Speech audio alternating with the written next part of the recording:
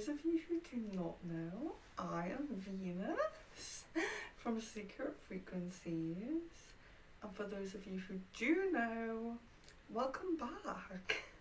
So today is a little different because I've been reading some articles and coming across some things, having some people bring some things to my attention that have been really intriguing me, interesting me, making me want to just talk about it a little bit. So, hello, here we are.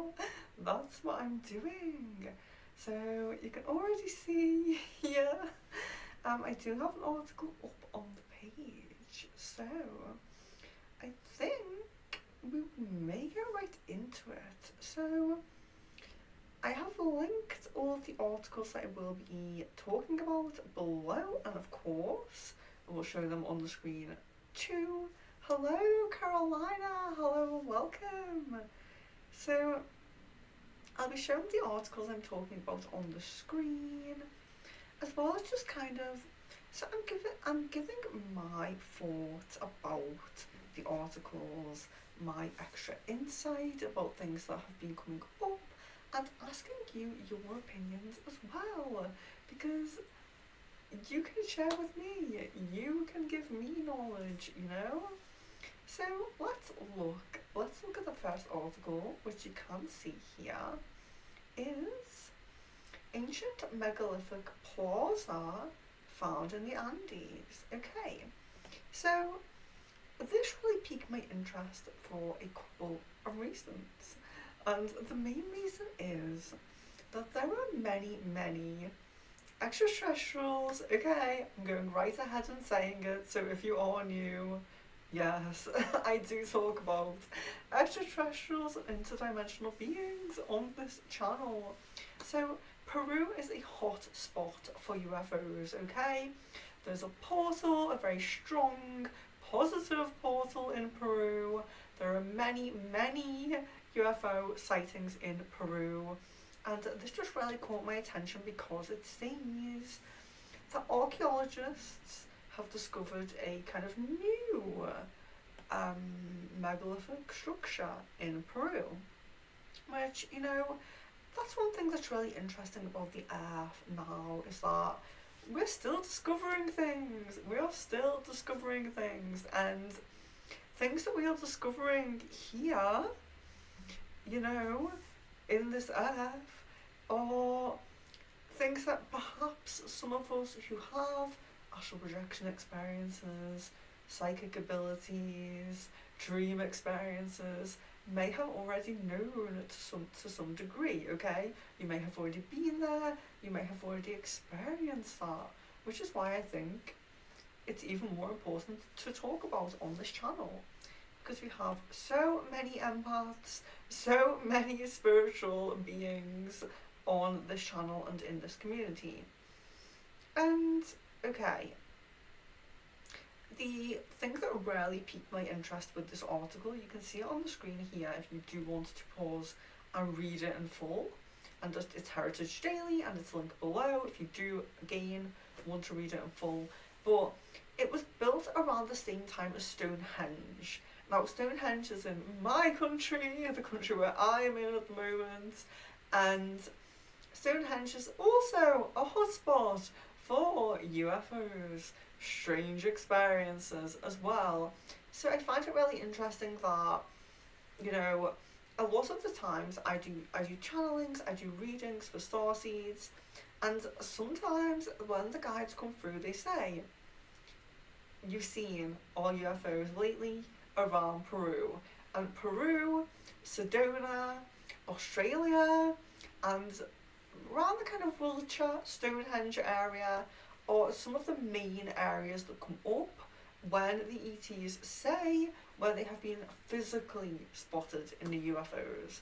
So we could go really deep into when they're physical, when they're multidimensional, and all of those things. And Miss Venus, really nice to see you here as well. I'm sure you have insights into this, or you have probably seen some interesting things yourself. I do plan to kind of make this kind of awakening news is a bit of a segment here on the channel. So if you guys want to send me your articles, send me your thoughts, I will be very grateful to look into that as well. When I have time and hopefully do this, I always say, I'll try to do this monthly, I'll try to do this once a month, but I really will try because it's so interesting to me. And so yeah, being built around the same time as Stonehenge is very interesting because if we talk a little bit at the moment about the Pleiadians, they would always, well not always, but they would come very often to Chichen Itza, which of course is in Mexico.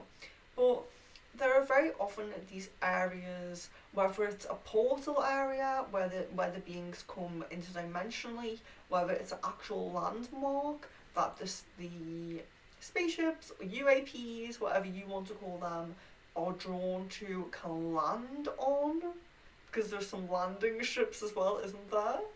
You know, these areas are intertwined with the UFO, with the UAP phenomenon. So when I'm saying here about Pleiadians being very open with me about the fact that they kind of their entry point is Chichen Itza a lot of the time, the idea of this megalithic structure in Peru being built around the same time as Stonehenge would tell me that there are some links between the beings that connected through here, the beings that, you know, came through here, whether they are an extraterrestrial or whether they are interdimensional, because there is a lot of interdimensional activity in Peru. So we'll just say that there's a lot of interdimensional activity in Peru, which is accessed a lot via plant medicines, but not always. You only have to spend a few nights around the kind of Andes, the mountains in Peru, to have a UFO sighting. You will see something, okay? Whether you're really in tune and you channel a message, whether you're really, you know, you're not there for that experience, but you just see something. Peru is a hotspot, and there are many areas in Peru that are a hotspot. But yes, the idea of it being built at the same time as Stonehenge really piqued my interest, made me want to, you know, look into it a bit more, because there's a lot of truth in the things that the researchers say. You know, they talk about acoustics, they talk about how these were places of ritual, places of sound, you know. I didn't always say sound therapy, but they do talk about the acoustics and how they would have had music there, played music there, sang perhaps, and, you know, they're kind of on the right path, you know. So just found that really interesting, wanted to share that and ask what you guys think. What do you think about recent discoveries of new kind of megalithic structures in Peru? Any thoughts about that? So that was the first article. Really interested in that connection between Stonehenge. That's why I brought that one up. So thoughts below. Do not be shy about your thoughts there. Have you been to Peru? Have you had an experience? I would love to know. It's somewhere I would love to go because, yes, many people that go there with varying abilities have experiences, but also the portal, okay? I know there is a portal there and I want to access it. So I'm really excited about Peru, and I will go there in the future at some point, okay? So Leon, pack your bags because we will be going there at some point. But let's have a little look at the next article that I brought up, because I did want to share some more things about this one. So we have here, hope you can see, yes, so I have to move this one over for you guys a little bit. Let's see, article. Ooh, it's not working. Bear with me, and you can kind of see it, but I wouldn't mind getting it. There we go. wouldn't mind getting it right there for you guys. So, fossil reveals 240 million year old dragon. Now, the interesting thing about this article is, yes, it's the year of the dragon. So, if you're going to find a fossil that looks a little bit dragon-esque in this... if you're going to find... Sorry, my alarm going off there. So if you're going to find a fossil that looks a little bit dragon-esque in this year, you are probably going to want to call it a dragon. You're probably going to want to put dragon in the title. It's the year of the dragon. But doesn't it look like Nessie when we think about the actual physical structure of this being, okay? So it says here it's a long aquatic reptile,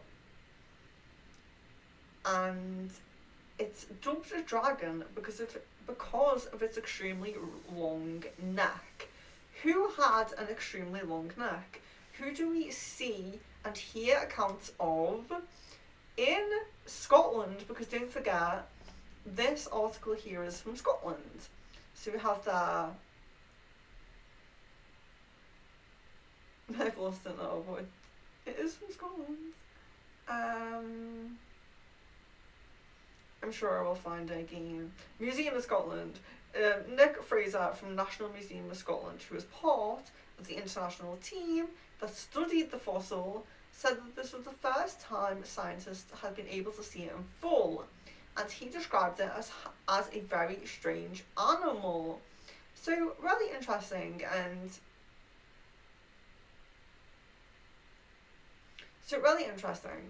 and okay, so it says here that the fossil was discovered in ancient limestone deposits in southern China. Okay, so it wasn't found in Scotland, but it did really raise... I want to be transparent. I don't want to make up lies here. So it is saying here the fossil was discovered in ancient limestone in southern China. But it's still very interesting because the initial thought from me was, okay, this reminds me of Nessie. Just check the chat here from Carolina. I see RH negative blood is connected to dragons. It is star people just like the Anunnakis, who were the RH negative blood originally. Yes, so I would love to talk a bit more with you about the Anunnaki, because I have an experience, so I've been talking about this for a while. I have an experience with a very strange being, and it looks very amphibian to me. I can't find any beings, any depictions, anything that looks remotely similar to this being that I saw. But I have this very strong connection with this being. It felt like family, it felt like we were so close. But the interesting thing is it was amphibian, but we were in a desert, we were by a mountain, and actually Miss Venus sent me some articles or information or something about Mount Shasta in America, and I started to get kind of like familiarity, like, was this where I saw that being? But it was definitely aquatic in its look. It was very tall, like I was like this looking up at it, and I can't place it. And you know me, I have done readings, starseed readings and all sorts for many extraterrestrials, starseeds, light workers, all types of people from all walks of life. I have done readings for, and I have never came across before this same being. And I'm not saying that I haven't connected with someone who's a starseed from where this being is from, but I have never seen, when I've connected with their guides, a similar being. I've never seen a similar looking being, and it's always baffled me because, as you guys know, I'm very interdimensional, I'm very spiritual, I'm very attuned, and I connect quite easily most of the time. You've probably seen me on starseed reading streams, past life reading streams. I do get information, but with this being, the being I felt most close to, I do not get a reading for it. I don't get a specific origin, I don't get any information, just this deep sense of belonging, like that is my star and soul family. But I could not give you more information than that. And one thing I haven't looked into enough, probably, is the Anunnaki. So I think really perhaps that is kind of the next part of my journey in terms of my own personal starseed journey. So really interesting, and yes, with the RH negative blood, very interesting as well. But just going back to this article for a moment, so why does it look so much like Nessie, and why does it seem, I mean, I am of the belief that we were more interdimensional in the past. We were more interdimensional. We saw beings like fairies, dragons, and things like that. I don't believe that all of these beings are all fiction. I do believe that some of the beings were intertwined in fiction, and stories were made to have purposes, to have messages, and all of those things. But I do believe that these beings, inherently in nature, were able to come through into the earth realm, because I don't think we were as dense as we are now, and I do think that we were, a lot of us, the majority of, much more of us, were higher in vibration and able to connect much easier with these other beings, with these other realms. And so it's interesting to see that we could perhaps have had a fossil of an actual dragon that may have lived.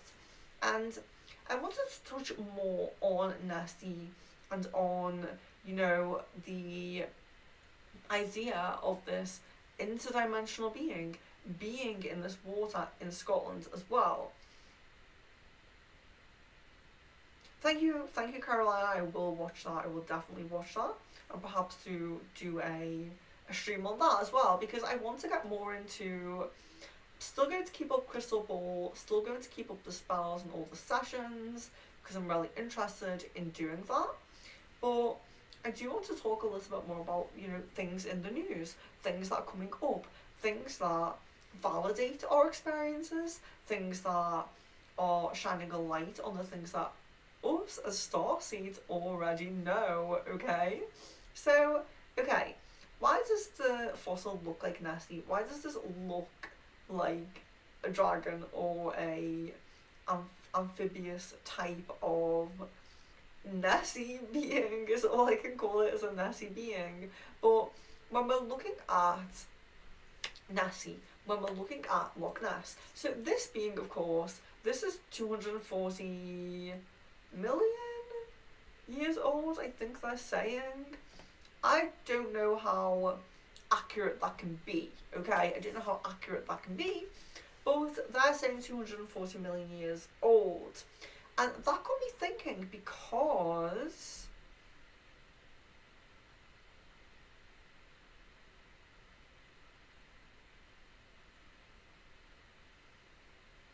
interesting, Carolina, yeah, we'll definitely check out what you've sent me.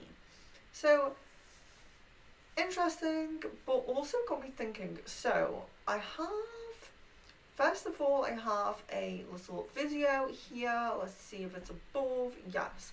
So this is called Belascan House here, if you can see it. This is, let me just stop it a second. So Belascan House. So the reason why it has like the blue roof and everything like that is because the Belascan House was a house that belongs to Aleister Crowley, who was an occultist. He's since passed, but he was an occultist, very famous occultist, magician, very kind of powerful person, wrote a lot of books, channeled a lot of books, or more to the point, had a partner who channeled for him, but nonetheless, he was a very, very interesting character. Hello, Kevin. Hello and welcome. I hope you are doing well. A little bit of a difference in today's kind of what would I call it? Like a makeshift stream. I don't know. Like just a sudden stream. Talking a little bit about the news. So talking a little bit about articles, discussions, things that are in the current kind of trending or in the news that validate our experiences, speak to spirituality, speak to things that empaths, interdimensional beings, and starseeds already know. So, one thing that people always kind of try to say to me when they're against spirituality, they don't believe in anything that I do, and they're kind of, I suppose, I don't want to use the word haters, but they're very atheist, argumentative kind of people, and they don't really believe in the things that I do or the things that I experience. And for me, I think it's really interesting to shine a light on the articles, the science, the things that come up and come about that do validate or at least shine a light on our experiences and on what we see. So Awakening News will be a new kind of segment on the Secret Frequencies channel. So yeah, I hope you enjoy. So going back to Loch Ness here, so Boleskine House, it was owned by Aleister Crowley a very long time ago, very old occultist, since passed, did a lot of kind of important work in the occult and in the progression of the occult, the progression of different orders, working with many different occultists, creating new kind of, I don't want to say religious orders, occult practices, being kind of a, I don't even want to say trendsetter, but this person was very knowledgeable and did, there's arguments or discussions around him being evil and all those things, being a wicked man and all of these things, but nonetheless we can appreciate the knowledge and the kind of progression that he gave to the occult, regardless of your beliefs on him and on his, what you feel about him as a person, basically.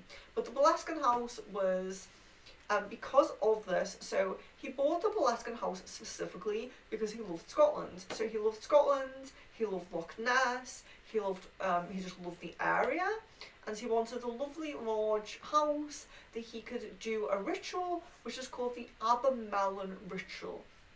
So it's called the Abermelon Ritual, and it's very, very intensive. You have to fast, you can only eat certain things, you have to abstain from all sorts of things like drugs and alcohol, and I think even perhaps intimate relations for some time. I think there's even a period of being completely isolated. Now do bear in mind that in the time of Aleister Crowley, there was a lot of new experiences with drugs. So it wasn't so much that, they were getting high as such. They were experimenting with how certain substances could affect their trance states and their ritual states. And it was very kind of a new practice in the kind of more free spiritual world and the more ritualistic kind of occult world, as opposed to a strict religious world that probably would not let you do that.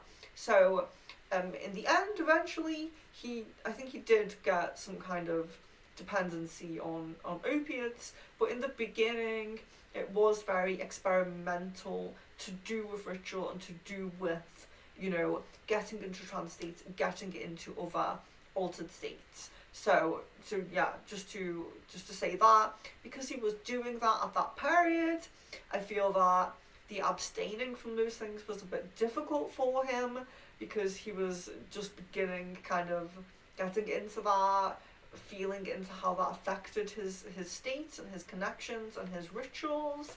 And he was also a people person, so he would travel a lot. His family owned a brewery or something. His father or his family were very rich. They owned a brewery. He had an inheritance, so he had a lot of money, so he could just travel around meeting loads of different people. So for him, just even though Boleskine House is beautiful, it's in a beautiful area, beautiful views, it was still difficult for him to abstain and to complete this ritual, because he had all these other things he wanted to do, and people are inviting him to these other places. So for him, it was very difficult. So I'll show you again the Boleskine House. It's being reconstructed there. So that was just over a year ago, or almost 2 years ago now, when we visited. Hopefully they have restored it more now. The person who restored it is a scholar in the occult, and he was really interested in it because it was going to be knocked down. So all of the work to restore it is all done through charity, non-profit, and they're really trying to restore it back to how amazing it was. And they're going to keep as much traditional and, you know, I don't want to say natural because it's not natural, but keep it to as traditional as it was, basically. And he's doing a great job with that. I follow him on Facebook and I watch like the updates and things like that. But the important part about, so I'll just show it one more time. The important part about the Boleskine House here, if you see, it's beautiful and huge. So when I next visit, I will do more of it, maybe a video tour. But so that's the Boleskine House, and as the drone turns around here, you will see Loch Ness. So there's the road there that we drove down. But as we're going across, you will see Loch Ness is facing Boleskine House. So you have Boleskine House, you have Loch Ness, perfectly south-facing, I believe, south-facing.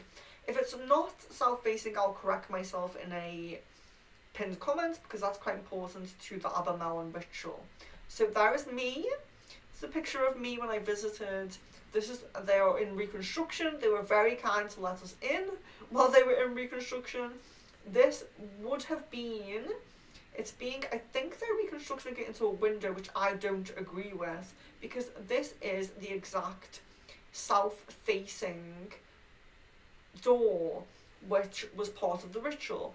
So the ritual did include having tons of sand. So out there where I'm stood, just out of where I'm stood there was sand all laid on the ground.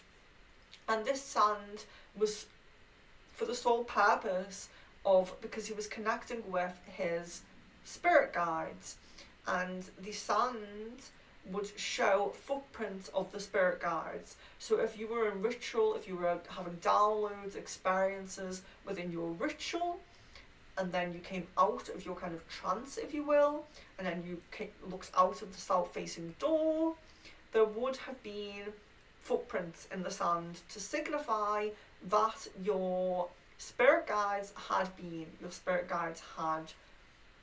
made contacts, they had been there. So that was a very important part of the Abermelon ritual, having the sand there to prove the spirit guide's presence. So I hope that they do build that into a door. As far as I'm aware, they're making it a window, but it was a door, south-facing door, very important to the ritual. So I'm very glad that I got to stand there. And I would love to go back, see the updates, see how things have changed, and document that a bit more. So that's actually, Boleskine House in itself is actually a very interesting experience and a very interesting story, because there are other stories, not just about Aleister Crowley, about other people who've owned the house after him as well. But my whole point, so why am I talking about Aleister Crowley? Why am I talking about the Abermelon ritual? I have a picture of a supposed dragon fossil here that I'm saying looks a bit like Nessie. Why am I talking about Aleister Crowley? Why am I talking about the Abermelon ritual? Well, the Abermelon ritual was, so like I said, Aleister Crowley was a very social person, had a lot of friends in a lot of different places, and he was invited to a lot of different places. And during the time of the Abermelon ritual, he was invited somewhere. I believe it was Egypt, but do not quote me on that. But he was invited somewhere, and he kind of did have enough. He had enough of not eating, he had enough of not drinking, he had enough of probably not, embarking on some of his crazy ritual experiences, shall we say, other ritual experiences that did not involve abstaining from things. So it is a very long, drawn out and difficult ritual. So he got a letter inviting him somewhere else, and he abandoned the ritual. He abandoned the Abermelon ritual, and because he abandoned the ritual, a portal opened in Scotland, right there, surrounding or near Boleskine House, surrounding or near Loch Ness, definitely, on Loch Ness, over Loch Ness. So this is where the Loch Ness Monster comes from. We know that the Loch Ness Monster comes from this portal that was opened during the ritual that was not closed. So because he did not complete the ritual, he did not close the portal properly like maybe he should have.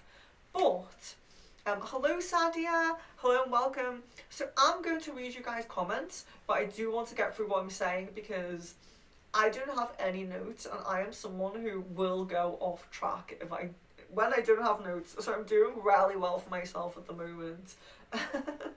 So the portal was not closed because he did not complete the Abermelon ritual, and this is where the Loch Ness Monster, should I say, the Loch Ness Monster, Nessie, came through.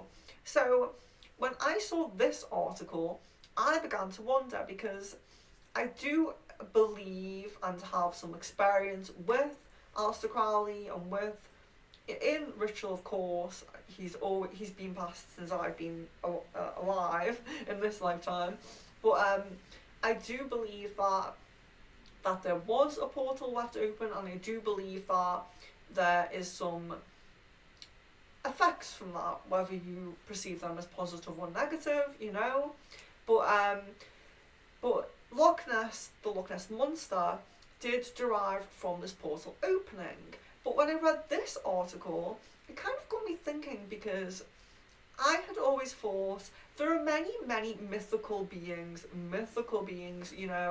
like unicorn, like Bigfoot, like leprechaun type of beings, fairies, that in this current day and age, not all of them have always been, but in this current day and age, they are interdimensional. They are in different dimensions. But there was a point with many of them, if not all of them, where they were more integrated into our society. They were more integrated into the earth. We could connect with them. We could see them. We could have experiences with them. And it wasn't so abnormal. Yes, I do believe that some myths are made with these creatures within the story, but to have a message, to have a kind of point to it, excuse me. I always say this, but I'm eating after this, excuse if my stomach is rumbling at the moment. But there was a point where these beings were more integrated with us. We were vibrating at a different frequency. We could see them better. As you guys know, we had experienced many portals and beautiful experiences with Atlantis, with Lemuria and all of that. Fairies have been more integrated with us. Some leprechaun type of beings have been more integrated with us. So is it possible that he opened a portal to an interdimensional time so interdimensional land that is in the current time frame. So I always thought of it as there is this portal open and Nessie can come in and out of it because the Loch Ness Monster is interdimensional, because he has access now to this portal because it was left open.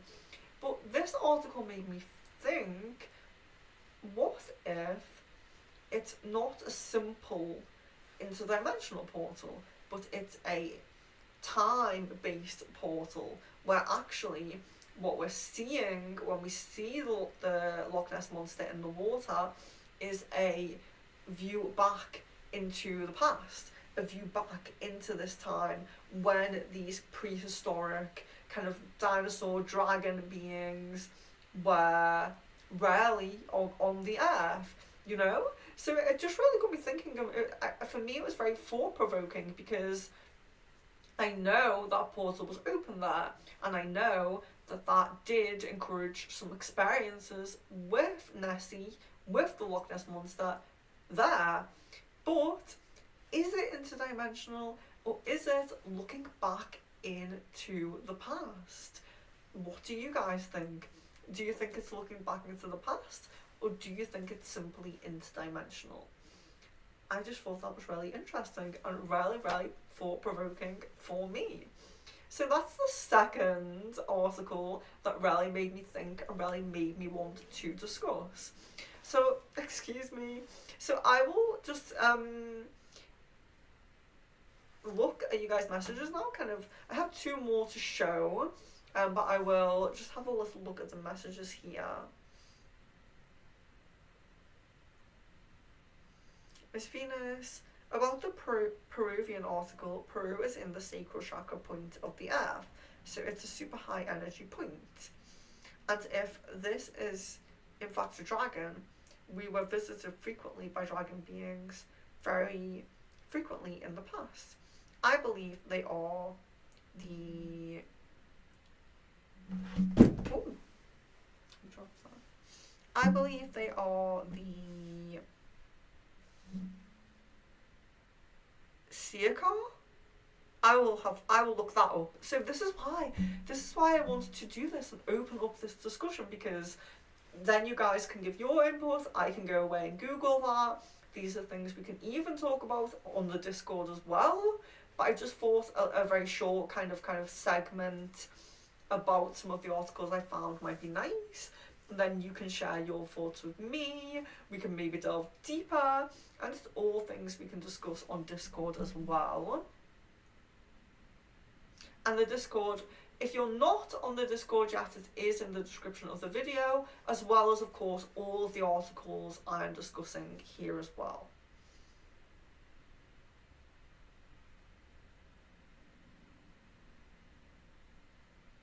Miss Venus says they are multidimensional and very powerful. Yeah, I do believe that they are multidimensional, so don't get me wrong, I do believe that they are multidimensional, but this article kind of got me questioning, could some of the experiences with these portals be a look into the past, you know? Because that does happen with some ghost phenomenon.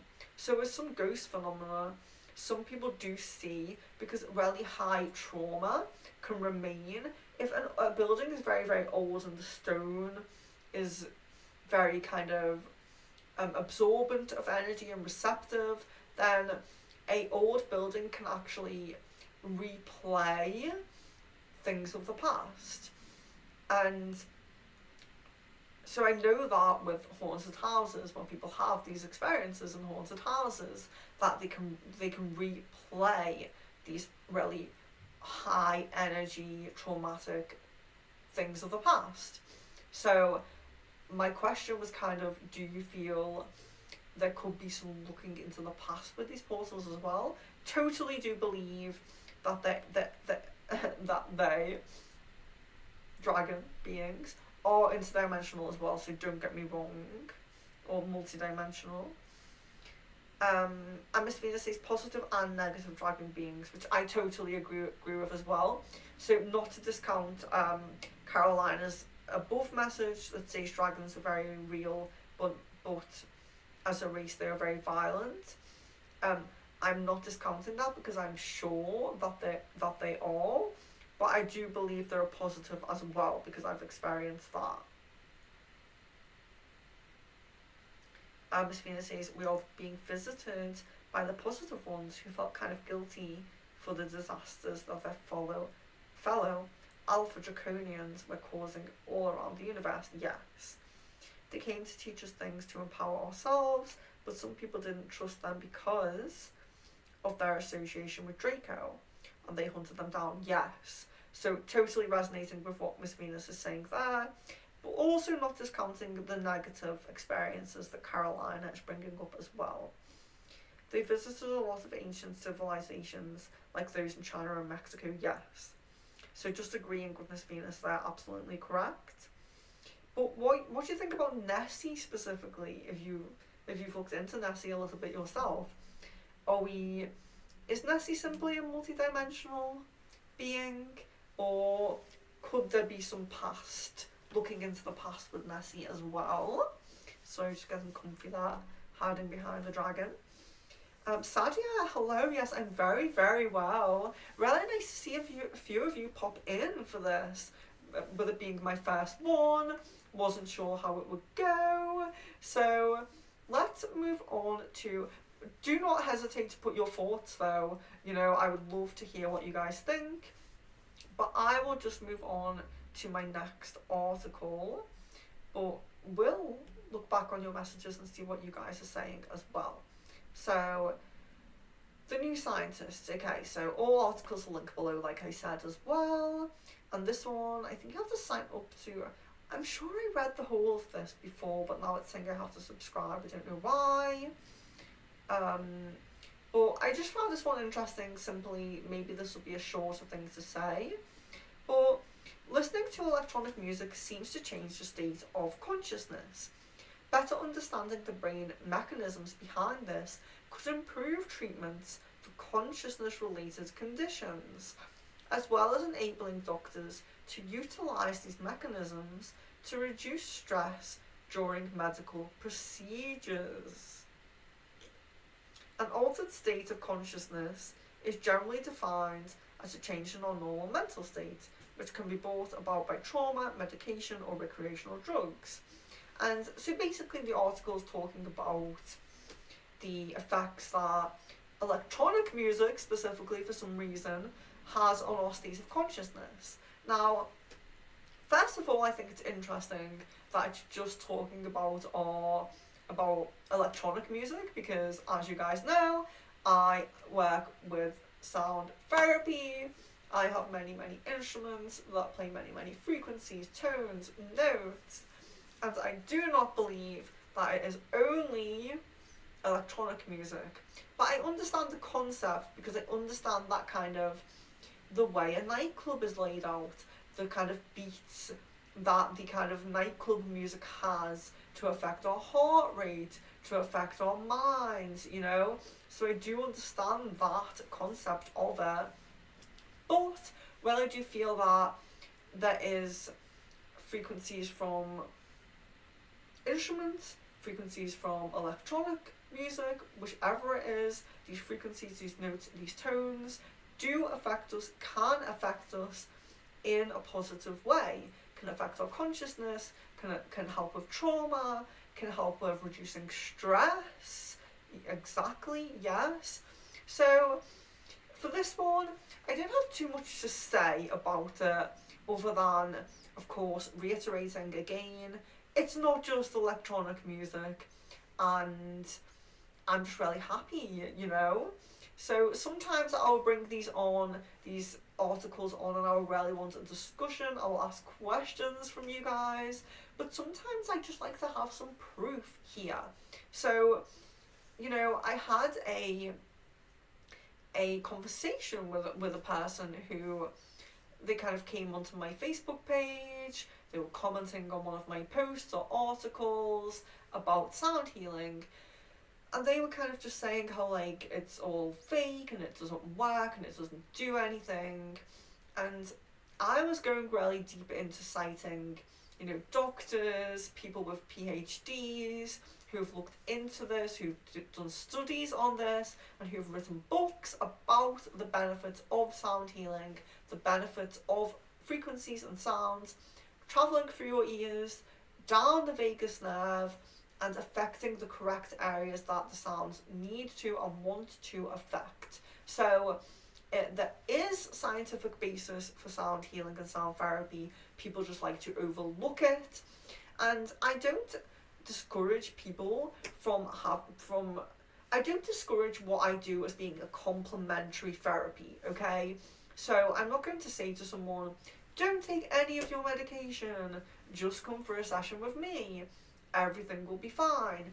I don't discount or discredit or talk against traditional medicine or modern medicine.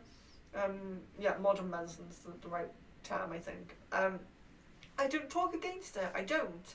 But I just feel that things need to be addressed holistically.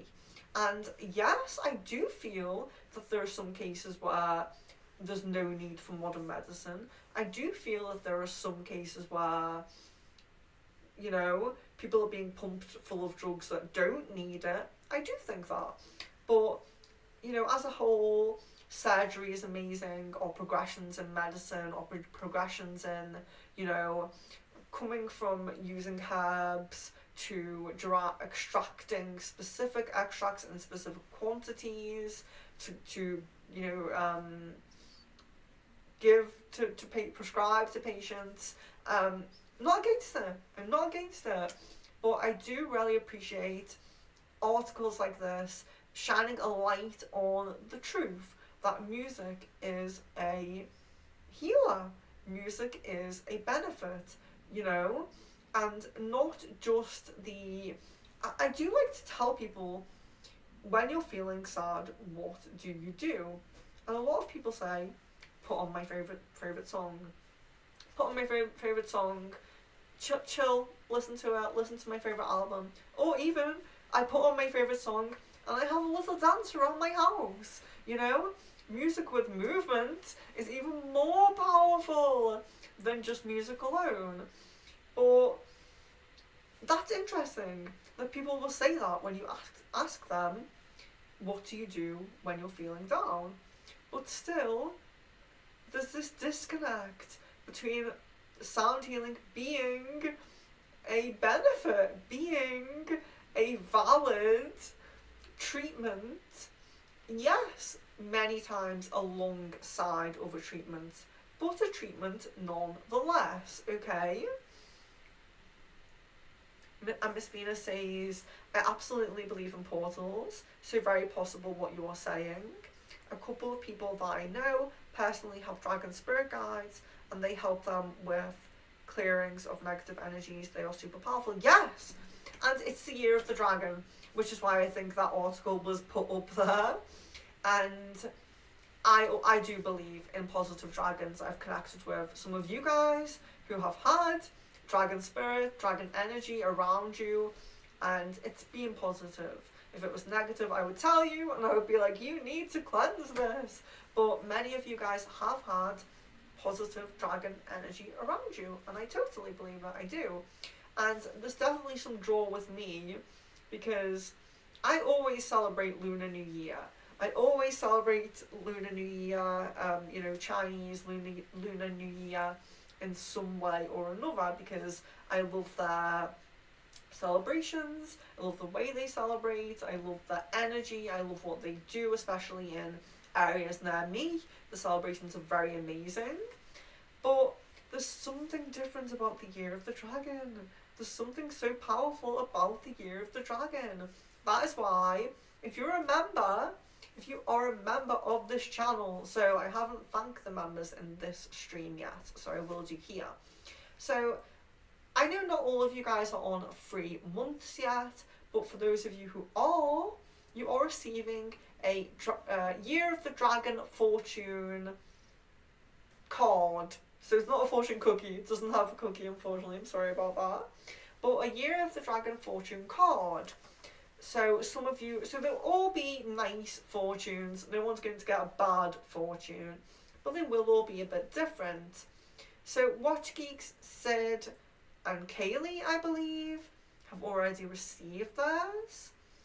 And Leon scratched his off, and it was a winner, and I did not plan that. I did not know, so I thought that was so sweet, because I think there's 3 winners.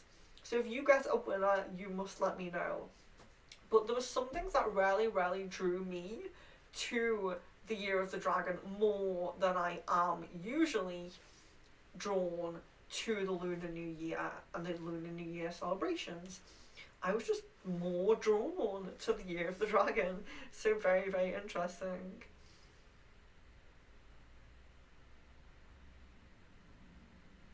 Sadie says, very rare person to discuss that kind of a topic.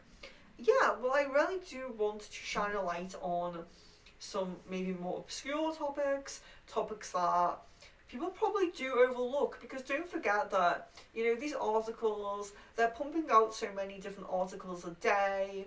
Some of them they're not really thinking too much deeply into, and we do have to look out for the ones that are speaking the truth and that are shining a light on what we're saying. Because one thing I really hate is this idea that there's no scientific basis behind spirituality. What you do is new age woo-woo, there's no scientific basis behind it. Yes, there is, There are studies on brainwaves and their effects, there's studies on meditation, there's studies on all sorts of things there's studies on sound healing and the vagus nerve. There's books about it, but people just don't want to read them, don't want to look for them, don't want to, until I am prescribed a sound healing session from my doctor, I will not believe it. So that's kind of one reason why I will be throwing in some articles like this as well. But I will be doing like UFO, weird space things that are found, anything you guys send that you think's interesting, all sorts of things I will definitely be discussing, and I will try to do this.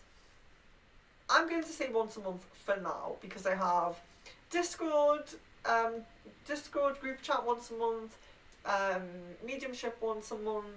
I'm going to try to do a group cleansing stream once a month. So I'm going to just say once a month for now, but we'll see. We'll see how many articles come through. We'll see how intrigued we get by things that come through.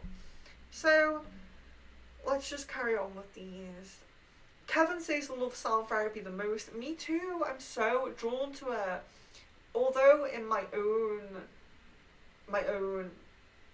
way, my own job, my own work, I do a variety of modalities. For me personally, I am most drawn to sound healing. If I go to someone else for healing, it's going to be either a massage or sound healing, rarely. Occasionally a reading. I'm really trying to keep up with getting the occasional reading and not relying solely on myself. Trying to be like, okay, yes, you're a reader, but someone else can see the blind spots for you that you can't see, just like you can see the blind spots for other people that they can't see. So, but yes, I love sound healing so much. It's my favourite, my absolute favourite. And Miss Venus says, oh, absolutely. The musical frequencies have so much power for good. They are the key to unlock things internally for me. But a lot of times, the dark ones know this, and they are yes, music being used against us, music being used as a tool, not so great tool. That may be something that we could discuss more on Discord as well. Miss Venus says, which reminds me, have you all seen all the weirdness going on in concerts? They are opening negative portals. Well, I agree, but if you have a recent things that's happened and recent things to share with us, do please send articles or videos or whatever it is that you have, do please send. Which goes for all of you as well. If you have a topic or a topic or an article or something that you think would be good for the next one of these, you're very welcome to send it. Miss Venus says, I sent you about a Lana Del Rey concert, which the crowd were hit by a massive energy wave. Oh, I'm so sorry. Yeah, me getting back to my messages is never. Oh, I see it. Okay, I don't feel too bad that it's. Did you just send this? Oh. When it's like something that I didn't look at for like so long, I feel bad. But yeah, okay. That's a bit recent. Makes me feel a little bit better. Okay. So I'm really glad of the discussion around the sound healing, especially because, as you guys know, it's what I do. So yeah, really, I'm happy with the input into that. But I did just want to look at the last article that I have here. I just have 4 articles with me today.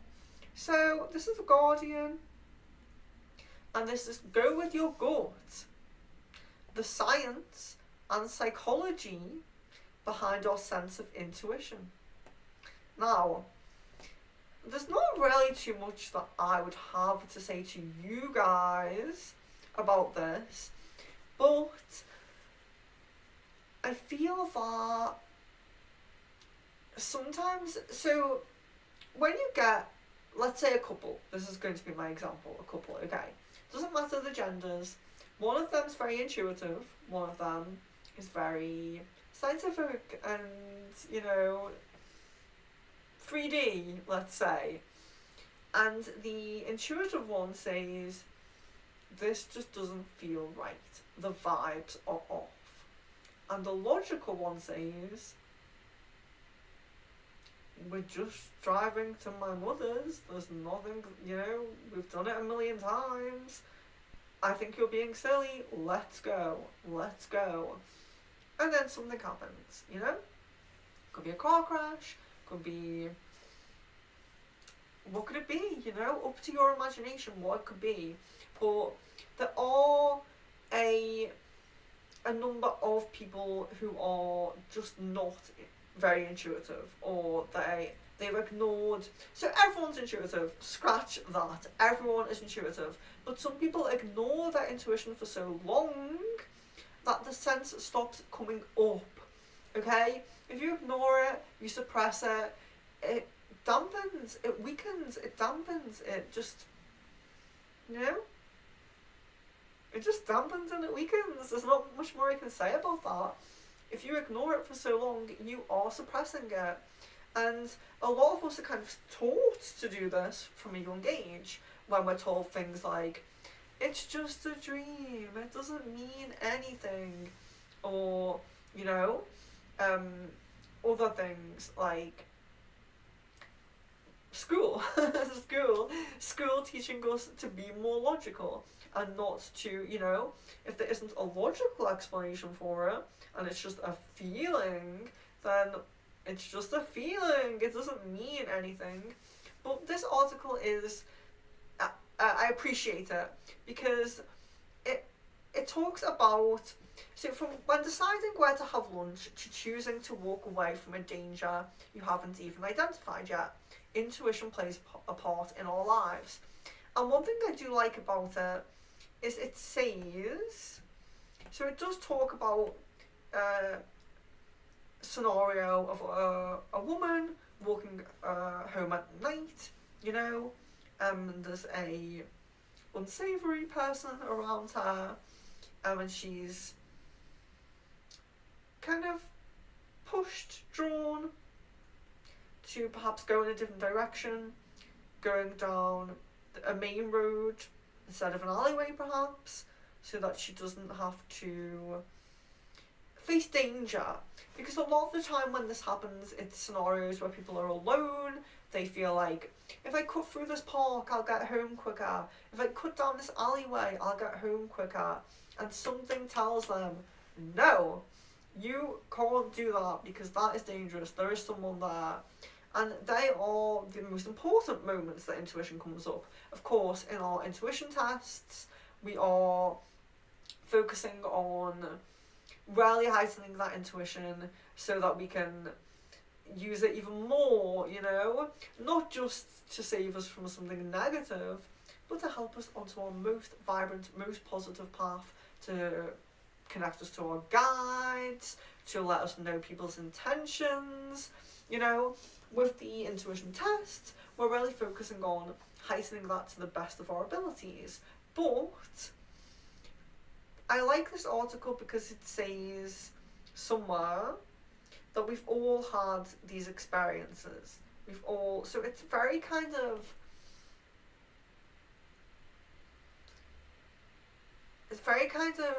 it recognises, you know? I can't find it now.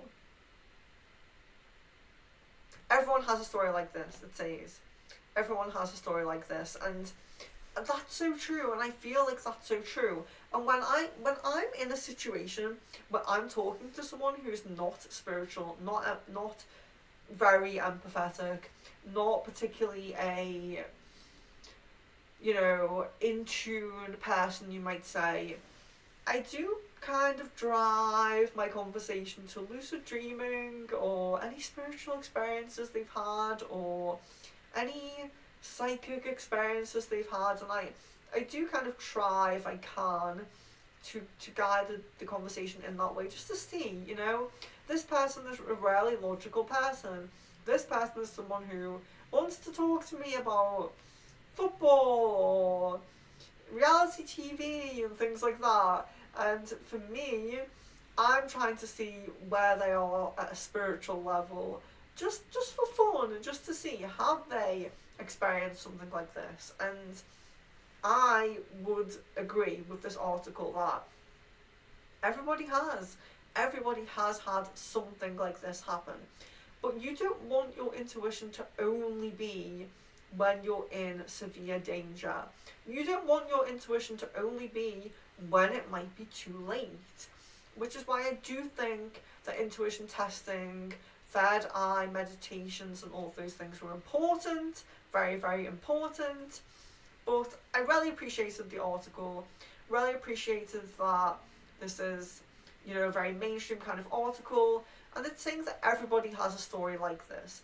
It's not kind of pulling this lady out as a, you know, this really intuitive person that had this experience that saved her. It's really just shining a light on the fact that we all do have those experiences. So I don't have too much to say about it other than kind of trying to get you guys to come to my third eye meditations and intuition tests. But we do all have these abilities. We can all have experiences like this. Don't let your experience be too late. Don't let your experience be when you're in danger. Try to, you know, build on that intuitive sense. And you don't have to do it with me.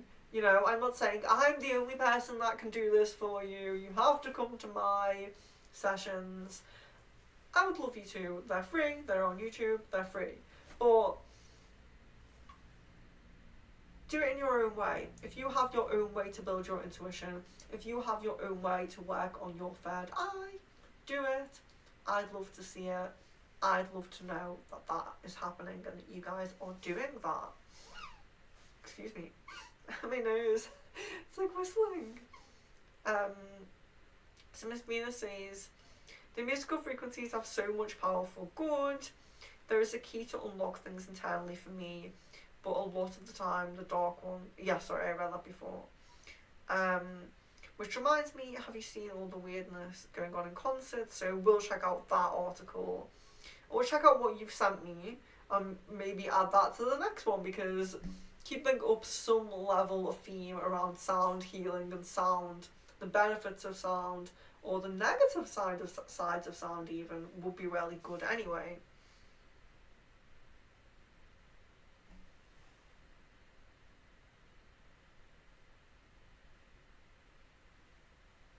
So, yeah, so Miss Venus says, yeah, I didn't know you were doing this today. I decided that I would kind of just jump on and do it. I had it planned for a little bit. I was like looking at the articles, collecting the articles, but I thought, how many should I do? Will people want to join? So I just thought if I do it like a sudden one and a few people jump in and they kind of give input, then that gives me some indication that if it was planned, maybe more people would join. So yeah, again, I know I've done many spontaneous streams lately, but I will be planning them much more, and I'm really happy with this. I'm really happy with how it's gone. So I will be keeping up with the Awakening news and welcoming you guys to share your stories, your articles, your videos with me that we can look at as well. And of course, to mention, sharing articles, I think it's not too much of an issue, but this is fair use. It is a transformative work. We are discussing the articles written in an educational sense, adding to what has been written as well. I haven't read any of these articles in full. I've just discussed what's within them and added a lot of my own beliefs and ideas into them. So it's definitely fair use. So just to say that, because if we continue with this type of content, there is an issue with fair use, especially if we get into videos and copyright and all of that. So just want to make sure that I'm beginning right away with the fair use kind of warning thing, So Bugatti says I made an intuitive choice not to attend the second day of Educational Summit and instead to stay at home and attend events online, and I was right. I believe angels are saving me all the time. Archangel Michael, yes. And that's wonderful, and I'm glad that you believe it, because I'm glad that you had that experience, that you recognised that it was for a benefit, and also that you feel as well, where is that coming from, because I work with many people whose guardian angels or angel guides are working very closely with the archangels, and so I totally get on board with you working with having guidance, having input from Archangel Michael, and I think that's amazing. I think it's amazing that's what I want. I want to come on here, share these stories with you guys, and for you guys to give your input and say, yes, it happened to me. Because like I've highlighted here on this article, everybody has a story like this. And it's everybody having a story like this.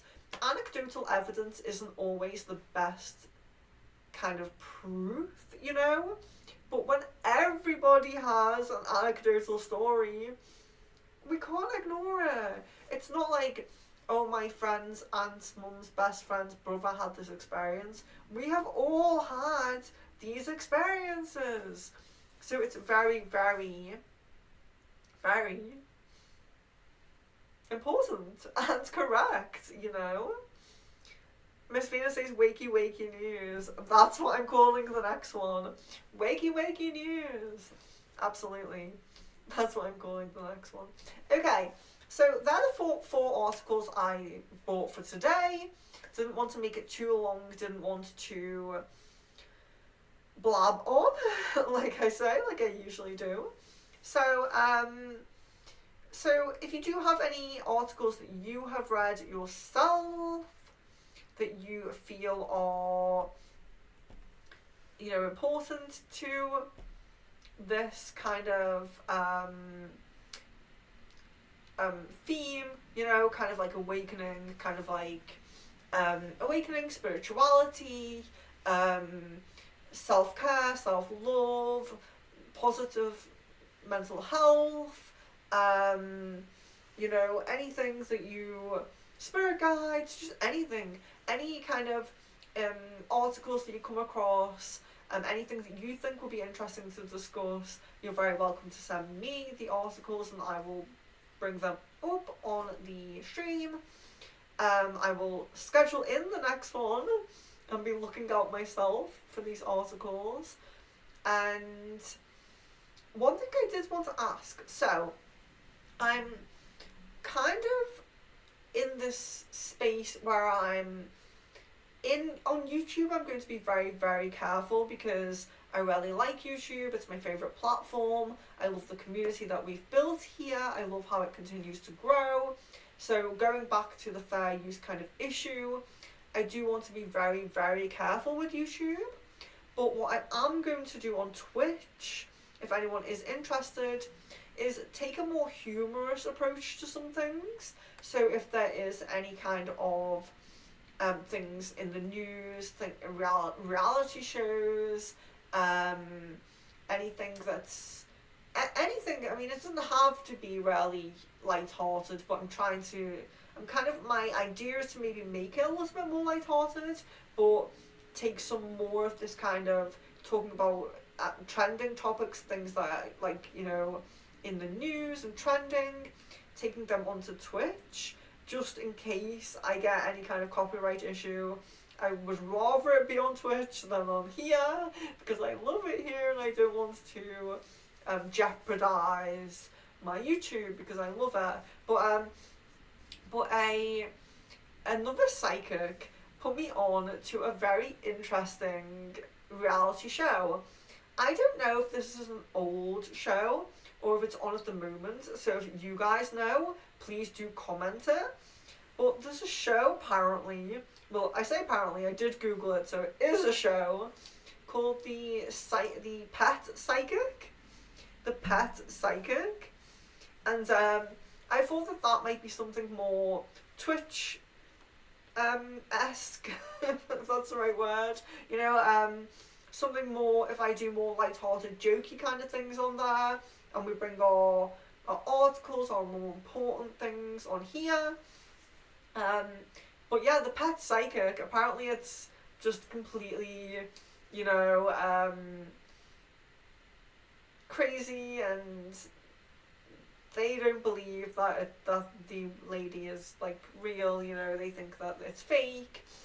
So they were kind of talking about it on Facebook, and I thought that sounds interesting. I would love to do some reactionary kind of content to some more maybe funny things, you know, especially if it is fake. It might be quite funny to discuss it. So the Pet Psychic might be something I might do on Twitch. There's also some old shows where the psychic people help with like crimes, solving crimes. So maybe watching some of them and discussing whether we feel like they're fake or is the psychic real. Could psychics really help with crimes? You know, things like that. There was also a reality show a couple of years ago called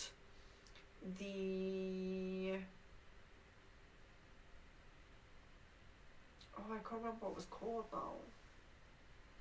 I knew I should have had everything up and ready. Just in case something like this happens. Let me just Google. Reality spiritual show.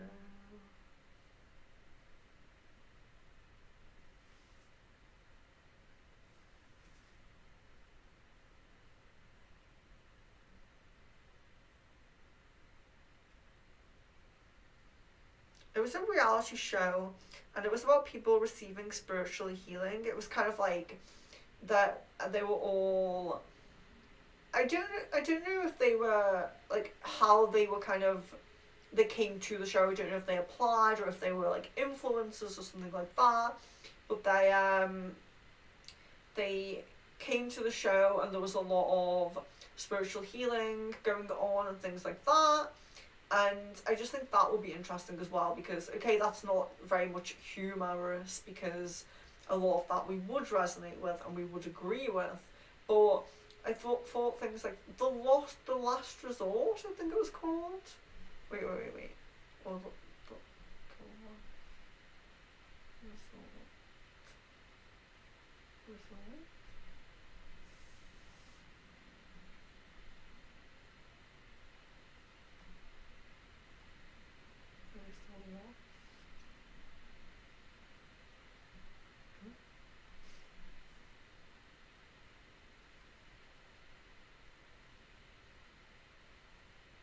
Yes, it was called the Lost Resort, not the Lost Resort, just Lost Resort.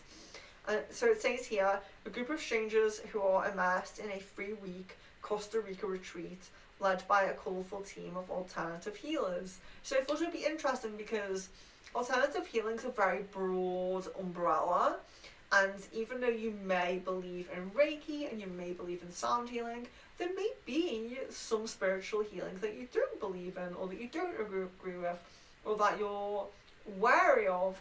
So watching a show like that as well could be interesting and discussing that. So I just thought that, some things like that, maybe throwing some things into the mix on Twitch that were a bit more light-hearted. So the Lost Resort, I'm sure it won't exactly be comical, but a little bit light-hearted. How do you guys feel about that? I know not many of you are in here at the moment. Thank you guys for joining. But yeah, how would you feel about something like that? Something a bit more maybe light-hearted. I will read your comments in a moment. I'm just going to find my Twitch channel.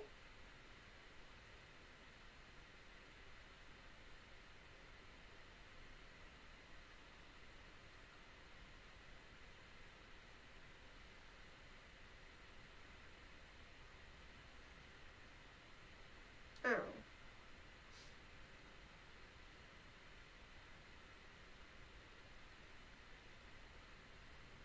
It's saying I don't have a channel, but I definitely do. Bear with me one moment.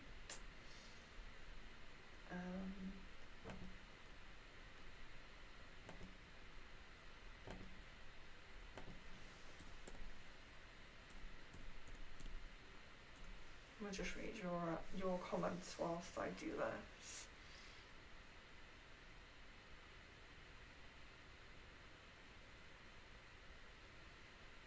Prati says, this work is really important in all areas of life.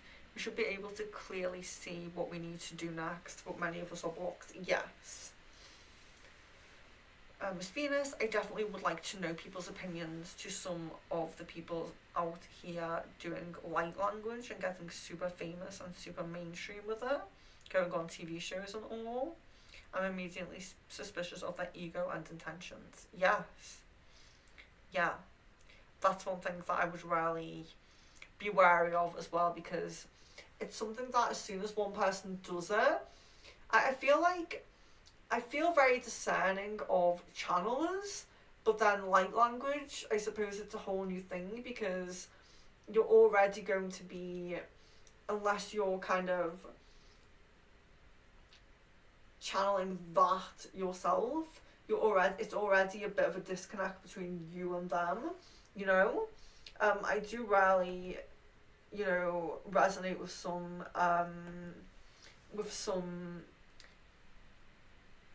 channelers that channel messages from guides, but well, I think that in all fields there's definitely the fakes and the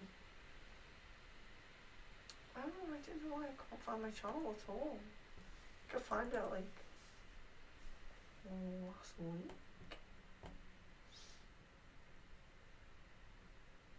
It's really strange.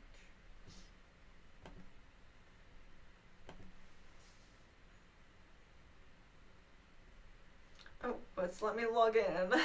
So I definitely have a channel.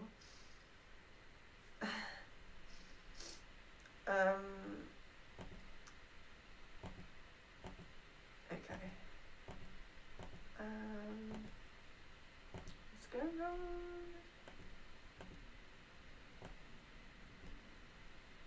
So just share this here. Oh no.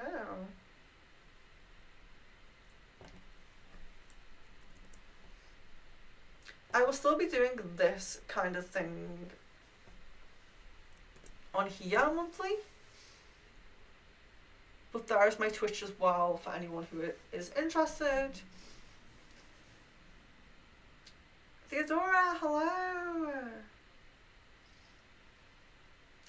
Miss Venus says, Pragati, if I can offer some insight, you saying you are blocked all the time is affirming and manifesting it.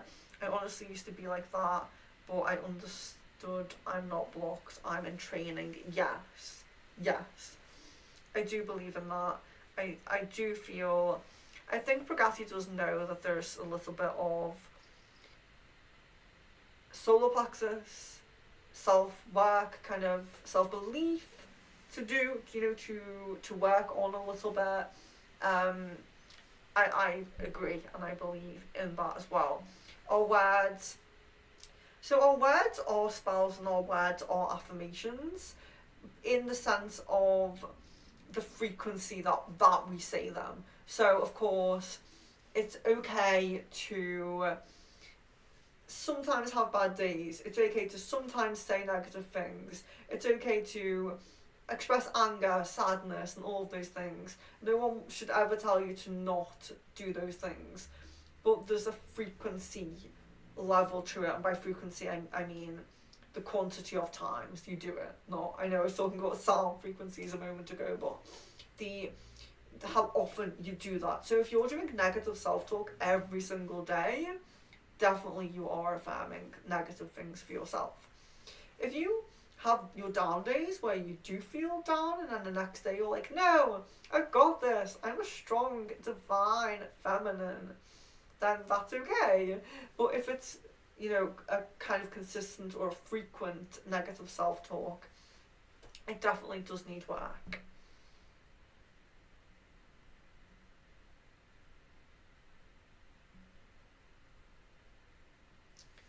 Hello Theodora, so I really hope you are doing well too. You have just catch me up on leaving, but that's not your fault in any way because I jumped on with no warning that I was coming on. But if you are interested in seeing what we spoke about today, you're very welcome to watch back, go back.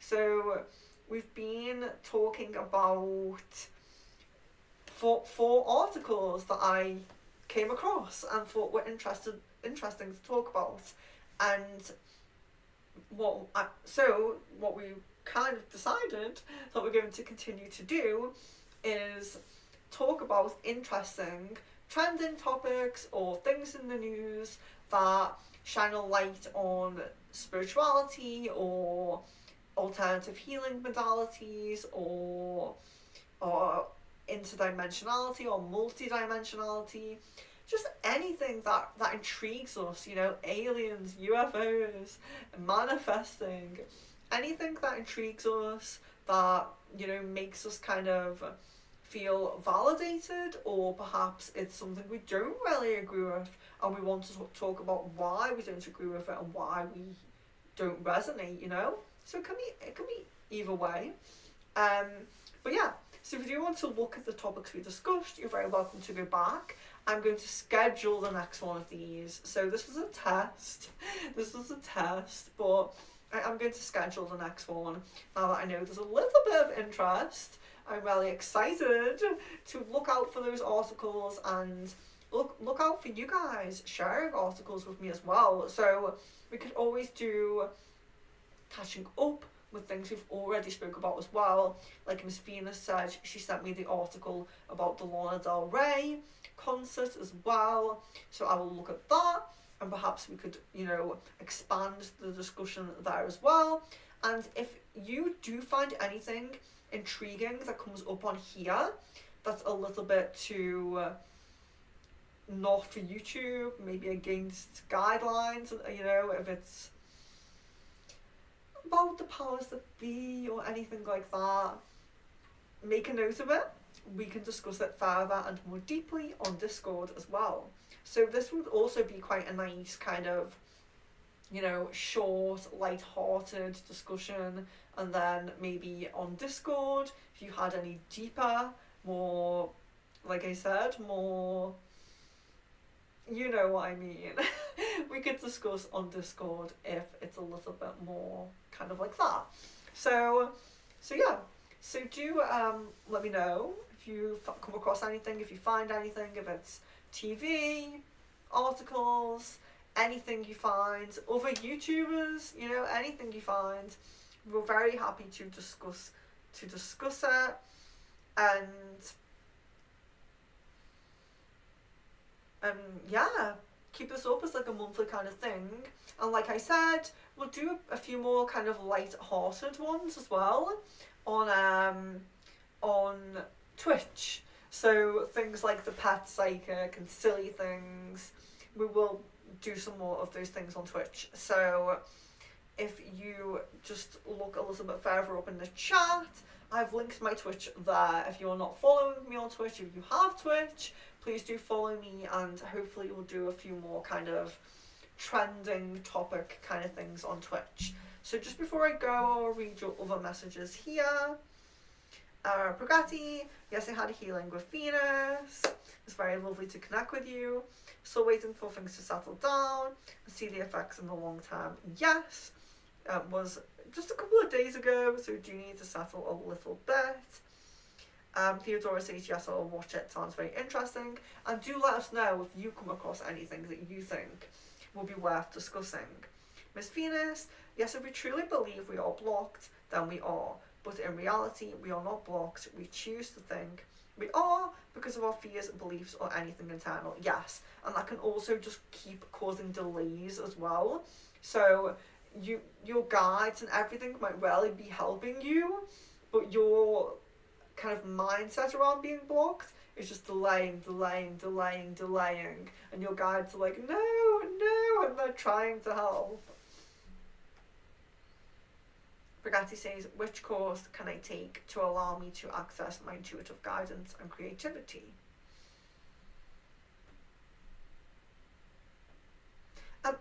I wouldn't necessarily say that you need to take a course, but yeah, I mean, I haven't looked too much into like courses for things like that, because how I worked and what I did was I delved into just a bunch of different spiritual practices. I went to spiritual groups, mediumship circles, spiritual discussion groups in person, meditation groups, all different groups, read books and everything like that. And I just kind of went with what was resonating with me, what was working for me, and it was very trial and error. My experience was very trial and error. But intuitive guidance and creativity, so third eye and sacral chakra, are both the blue lotus, are both in the blue lotus. So I do still have some of the, oh, no, I'll grab this one. I do still have some of the blue lotus talisman available. I think we have like 12 left now, or something like that. And that is all about third eye and sacral. So it's protection, third eye, sacral. So protection is very explanatory. It's protection. Third eye, intuitive guidance, spiritual gifts. And sacral is creativity and intimate connections as well.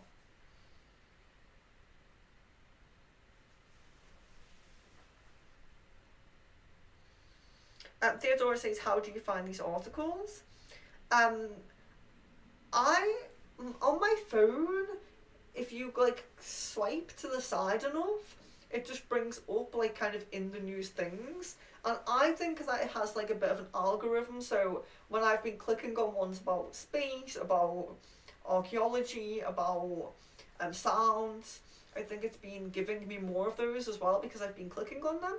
So I just do that. It's kind of, I think it's similar to that kind of like Hotmail, MSN kind of homepage where it just brings up random articles, but when you click enough of them, it tailors them to you, I think. But you can also do Google Alerts as well. So if you go to Google Alerts, you put your email address in and you type in keywords. So you can put consciousness, lucid dreaming, spirituality, intuition, whatever you want as your keywords. And when an article comes up that is talking about that keyword, Google will send you an email. So Google Alerts is a great way to do that as well. Miss Venus, my guides keep telling me not time yet, but the time will come where I can access my psychic abilities and see them. And I totally know what they mean. I would probably freak out.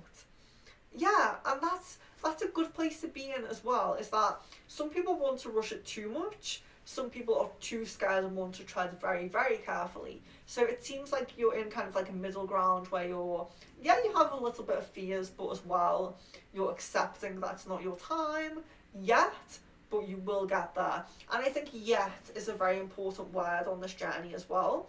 That, it's kind of like me when I channel onto paper. I write. And, it's good for me to tell myself, it's not my time to channel through my voice yet, but I will get there eventually, and I will. And I probably could, but I'm so used to doing it on paper now, that I've kind of been set in my ways.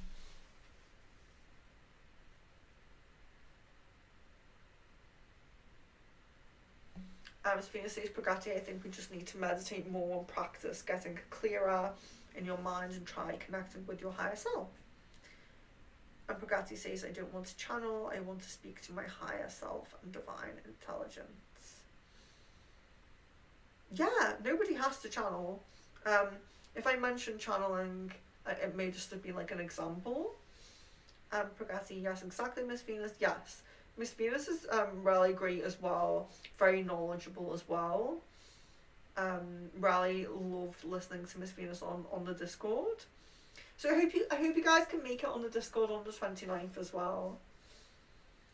Miss Venus, speaking with your higher self and divine intelligence is a form of channeling. Yeah, it's channeling information. It is still channeling information, although it's yourself. It's still channeling information. Yeah, I agree with that. Theodora, it does have an algorithm. My feed is all about psychology and science because that is what I read. Okay, I will add the Google alerts. Yes, the Google alerts might be good if you don't want to mess up your own reading, your own algorithm. Miss Venus, I have heard also from divine beings that wanting it so much creates an energy of frustration and lack, and that creates an internal block. Yes, some people are too trying to run before they can walk, in a sense. Some people are really trying to rush it too much, which is where I think that peace comes in, and that just having patience with yourself, and also where I think self-love comes in as well, because it's not to say, some people, they kind of beat themselves up and they say, well, someone else can do it but I can't, and it's not that you can't, it's just that you're in this process. Some people do it when they're 10 years old, some people do it when they're 20 years old, some people do it when they're 50 years old. Everyone has a different process, and you should not beat yourself up, and you should really focus on your self-love and self-worth as well. Miss Venus, so let's be patient and release that energy. Yes, and we are going to begin our hopefully monthly releases soon, so do look out for that. I will schedule that. I will not drop that on you and just suddenly come on like, okay guys, we're cleansing now. I will schedule that, and you will see it on the homepage, and I will do a post about it. So yes, so I have to go now because I have to begin making tea for Leon for when he gets home from work, which is actually quite soon. I think I've been on here for a bit too long. So love, light and blessings to each of you, and I really hope to see you on stream soon. Do not hesitate to reach out to me as a friend, but also do not hesitate to reach out if you see any interesting articles. Love, light and blessings.